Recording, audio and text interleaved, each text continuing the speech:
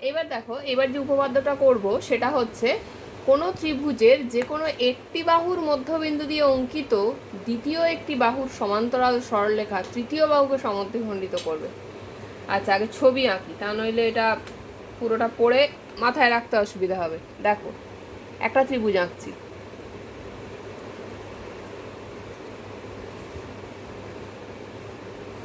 আচ্ছা, কিন্তু হাতে আঁকছি, লাইনগুলো পুরো স্ট্রেট হচ্ছে না, ঠিক আছে? তোমাদের কিন্তু বারবার বলছি, উপপাদ্য লেখবার সময় ছবি কিন্তু স্কেল দিয়েই আঁকবে। আচ্ছা, এবিসি একটা ত্রিভুজ আছে। কি বলেছে? বলেছে কোনো একটা ত্রিভুজের যে কোনো একটি বাহুর মধ্যবিন্দু। তাহলে এবি বাহুর মধ্যবিন্দু আমি মনে করো নিলাম ডি। ডি এবার বলছে এই মধ্যবিন্দু দিয়ে, যে কোনো একটি বাহুর মধ্যবিন্দু দিয়ে মানে ডি বিন্দু দিয়ে অঙ্কিত দ্বিতীয় একটি বাহুর সমান্তরাল সরলরেখা, মানে বিসি বাহুর সমান্তরাল সরলরেখা আঁকলাম, ঠিক আছে? সেটা তৃতীয় বাহুকে মানে এসি বাহুকে সমদ্বিখণ্ডিত করবে। তার মানে এসি বাহুকে মনে করো ই বিন্দুতে ছেদ করলো। তার মানে আমাকে প্রমাণ করতে হবে যে ই এসি এর মধ্যবিন্দু। তার মানে কি প্রমাণ করতে হবে? যে এই ইকুয়াল টু ইসি, এটা প্রমাণ করতে হবে।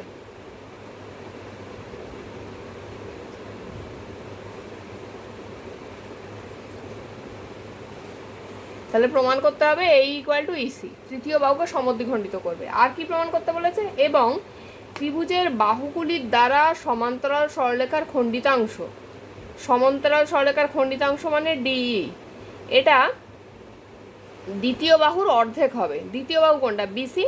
তার মানে বিসির অর্ধেক হবে, মানে DE equal to half of BC. বিসির হাফ, বিসির অর্ধেক হবে। এই দুটো প্রমাণ করতে হবে, ঠিক আছে? আগের উপপাদ্যটা আর এই উপপাদ্যটার মধ্যে একটাই তফাৎ। আগের উপপাদ্যে আমাকে কি বলে দিয়েছিল? যে ডি আর ই দুটোই মধ্যবিন্দু বলা ছিল, আমাকে প্রমাণ করতে হতো যে ডিই সমান্তরাল বিসি আর D E equal to half B C. এইবারে কি করেছে? ডিইটা সমান্তরাল বলে দিয়েছে, কিন্তু ইটা যে মধ্যবিন্দু এসি এর সেটা প্রমাণ করতে হবে।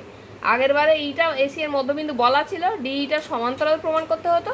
আর এবারে তার একটু ঘুরিয়ে সেখানে হচ্ছে ডিইটা সমান্তরাল এটা বলা আছে, এই ইকুয়াল টু ইসি এটা প্রমাণ করতে হবে।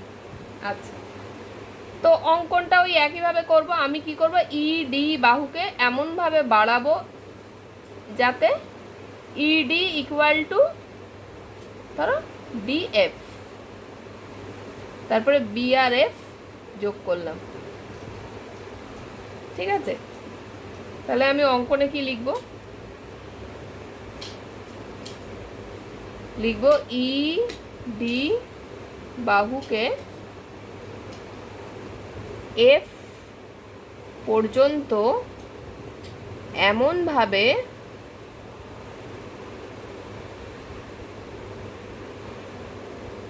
বর্ধিত করলাম যাতে ই ডি ইকুয়াল টু, বা ডি লেখো, ডিই ইকুয়াল টু ডিএফ হয়। আর কি করলাম? বি এফ যোগ করলাম।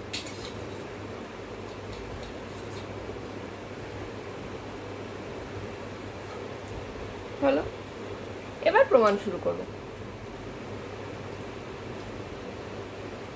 দেখো, প্রমাণে সেই আমি এই ত্রিভুজটা নেব। ত্রিভুজ এ ডি ই ও ত্রিভুজ B D F,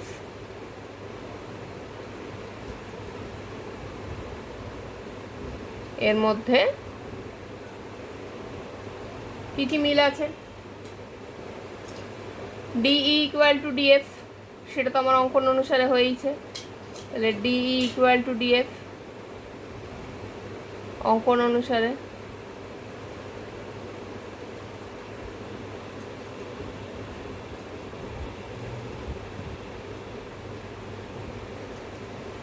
R eddy equal to DB, কারণ আমি তো জানি ডিটা মধ্যবিন্দু, আমাকে তো বলে দিয়েছিল কোনো একটি বাহুর মধ্যবিন্দু দিয়ে, তো ডি তো এ বি এর মধ্যবিন্দু, সেটা তো আমি ধরেই নিয়েছিলাম। তার মানে আমি বলতে পারি এডি ইকুয়াল টু ডিবি।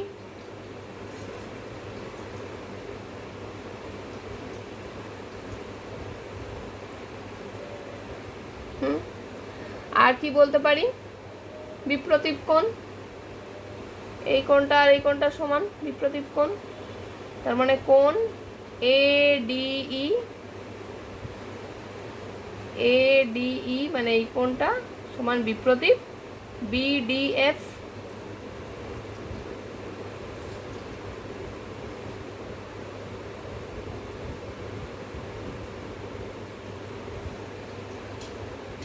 হলো, তাহলে দুটো বাহু আর একটা কোণ সমান হলো, মানে ত্রিভুজ দুটো সর্বসম প্রমাণ হয়ে গেল।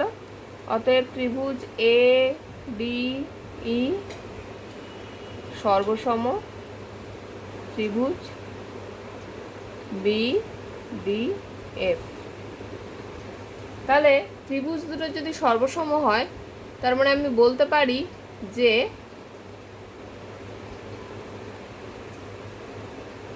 এই কোণটা আর এই কোণটা সমান, কারণ ত্রিভুজ দুটো সর্বসম। তাহলে অতএব কোণ ডিবিএফ, ডিবিএফ মানে এই কোণটা সমান ডিএই, সমান কোণ ডিএই, এই কোণ দুটো সমান।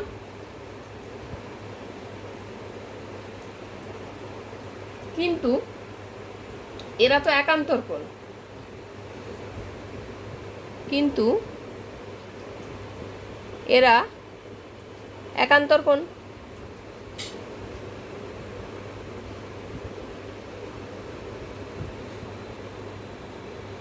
তাহলে একান্তর কোণ যদি হয়, তাহলে আমি কি বলতে পারি যে এ ই সমান্তরাল এফ বি, কারণ এই কোণটা আর এই কোণটা একান্তর কোণ, এই এরা যদি পরস্পর সমান হয়, তার মানে এই সরলরেখা দুটো সমান্তরাল। আচ্ছা, তাহলে এখানটা মুছি।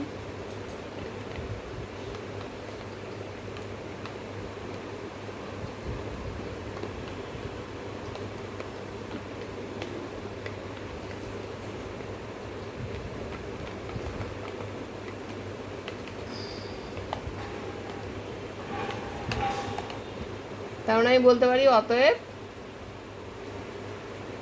এ ই সমান্তরাল এফ বি, অর্থাৎ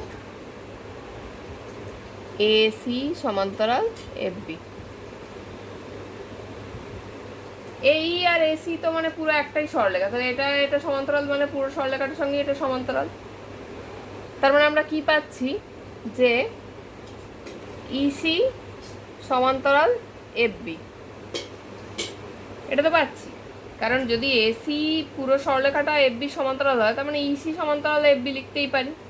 তাহলে ইসি সমান্তরাল এফ বি পাচ্ছি। আবার আমরা কি জানি, আমরা জানি বিসি সমান্তরাল এফ ই, ওটা বলাই ছিল।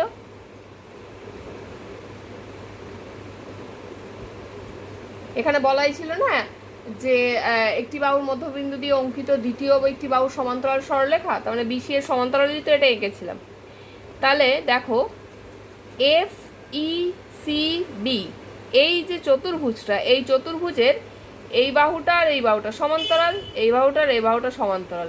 তাহলে কোনো চতুর্ভুজের যদি দুজোড়া বিপরীত বাহুই, মানে দুটো বিপরীত বাহুই সমান্তরাল হয়, মানে এই বিপরীত বাহু দুটো পরস্পর সমান্তরাল, এই বিপরীত বাহু দুটো পরস্পর সমান্তরাল, তার মানে আমি বলতে পারি যে এই চতুর্ভুজটা একটা সামান্তরিক।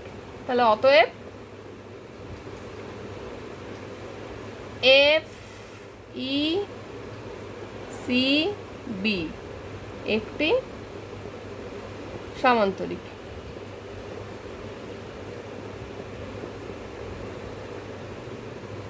তাহলে সামান্তরিক যদি হয়, সামান্তরিকের বিপরীত বাহুগুলি পরস্পর সমান হয়। তার মানে একটা হচ্ছে তোমার F B equal to E C, F B equal to E C, তাই তো। আর একটা দেখো, আমি এই যে ত্রিভুজ দুটো সর্বসম প্রমাণ করেছিলাম, তাহলে এই ত্রিভুজ দুটি সর্বসম যদি হয় তার মানে এফ বি ইকুয়াল টু এই, তাই তো? সেটা আমি এখানেই লিখে দিতে পারি, এই যে আমি সর্বসম লিখেছি তার নিচের লাইনেই লিখতে পারি অতএব এফ বি ইকুয়াল টু এ ই। আগেই লিখলাম ওটা, যেহেতু এই ত্রিভুজ দুটো সর্বসম তার মানে এফ বি ইকুয়াল টু এই, ওখান থেকে পেলাম। আবার যেহেতু এটা একটা সামান্তরিক তার মানে F B equal to E C, সেখান থেকে পেলাম। তাহলে আমি কি বলতে পারি, এফ বি ইকুয়াল টু এই, আবার F B equal to E C, তার মানে এই ইকুয়াল টু ইসি, অতএব এই ইকুয়াল টু ইসি। তার মানে একটা প্রমাণ হয়ে গেল। এইবার আর একটা প্রমাণ হচ্ছে D equal to half B C, এটা প্রমাণ করতে হবে। তো সেটা কি করে করব? দেখো, যেহেতু এফ ই সি বি চতুর্ভুজটা একটা সামান্তরিক, তার মানে আমি যেরকম বললাম যে F B equal to E C, সেরকম একইভাবে বলতে পারি আমি B C equal to F E, তাই তো? B C equal to F E. এটা মুছে দিচ্ছি পুরোটা।